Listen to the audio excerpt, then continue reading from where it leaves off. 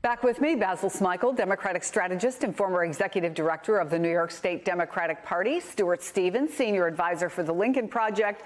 Also joining the conversation, Barbara McQuade, a former U.S. attorney in Michigan and MSNBC legal analyst. Okay, Barbara, so our new NBC poll shows Trump gaining after the latest indictment, but it's also early. Lots of legal developments ahead. So special counsel Jack Smith this weekend asked to start the Trump documents trial in December. Is that feasible? I think it's feasible, but I also think it's unlikely. And that's because I think Donald Trump will do everything in his power to delay the case as long as he can, even possibly after the November 24 election. What Jack Smith does there is lay out a very realistic timeline. Earlier, the judge had set an August trial date, but he explained that between getting security clearances for the attorneys, setting a motion schedule, giving them time to review the discovery, that December, which is 6 months from now, seemed like a reasonable period of time. And I think it does. But I think what seems more likely to me to happen in the meantime is that Donald Trump is going to file through his lawyers a number of motions challenging this prosecution from all kinds of things like selective prosecution and even trying perhaps to introduce classified documents beyond the 31 named in the indictment. And that, I think, will take additional time that will get us at least into 2024. And if Judge Cannon rules against the government in any way that guts the evidence from the case, I think the government will appeal to the 11th Circuit, which will also further delay things by many months. I get delays, Barbara, but if we're looking at December as the goal, let's call that the goal now, at least Jack Smith's goal, right? It could take another year to get through all of the challenges that Team Trump might put forward? Yes. In many high-profile cases, it takes much longer than most people might expect at the outset. I think December is a reasonable time frame, but if Donald Trump works hard to raise motions and things that have to get appealed, decided, and then remanded to the court, I think we could see that. I mean, look what Donald Trump did with subpoenas into his records when they were sought by Congress, when they were sought by Cy Vance. He filed cases, he filed appeals. They went all the way up to the Supreme Court, and years went by because he slow-walked it. I think his goal will be to do the same here. All right, so Basil, anything that would go into early 2024, let's say it gets delayed past December, but not all the way past the following November, that creates the possibility Donald Trump would need to be in court and not on the campaign trail, even if there are other court appearances, right? Given what we've seen in our new NBC poll, could that just, frankly, gin up even more enthusiasm for him every time he goes to court?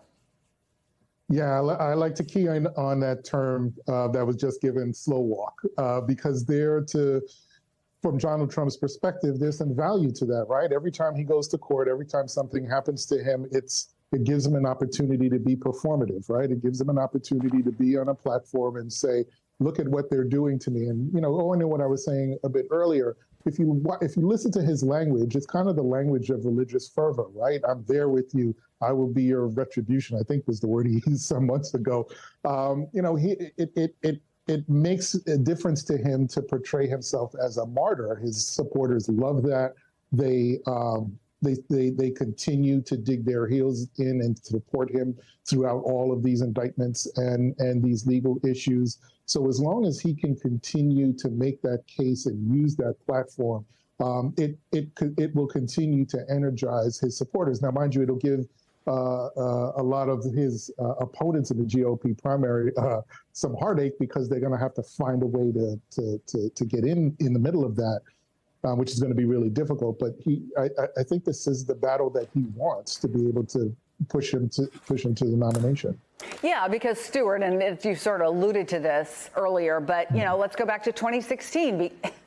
If Donald Trump is constantly fighting one indictment or another through early 2024 and maybe even further into 2024, what does that mean for the other candidates? It means that a lot of the questions they're going to be asked is about, what about this latest development? What about that latest development, right?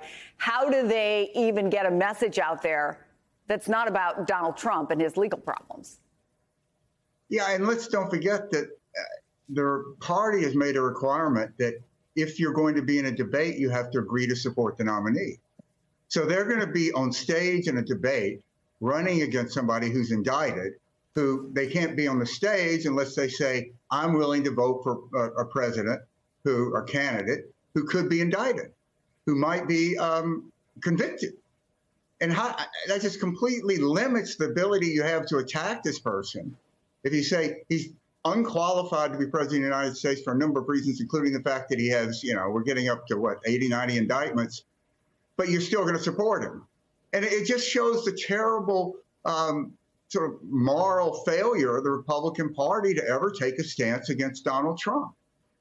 And it completely it's just a cancer at the party.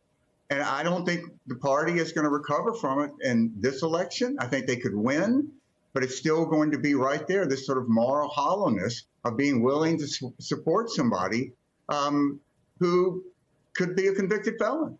When you say I think they could win, that Trump could win, that they could take control of Congress, what do you mean by I think they could win? All of the above.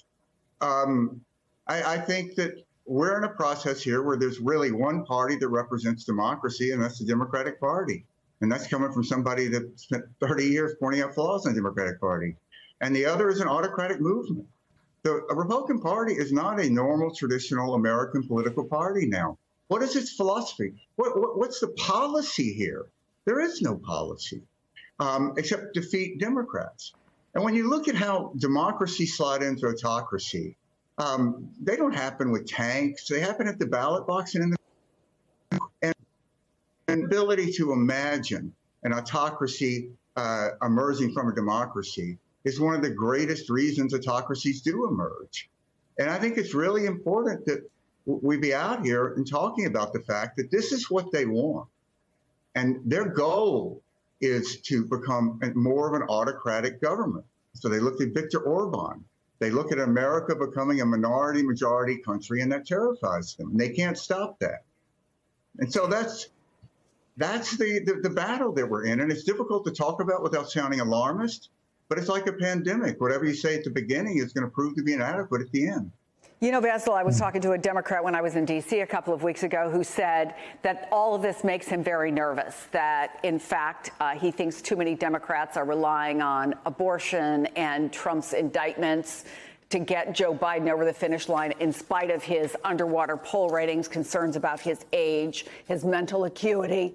They said, look at 2016. We were so sure about Hillary Clinton.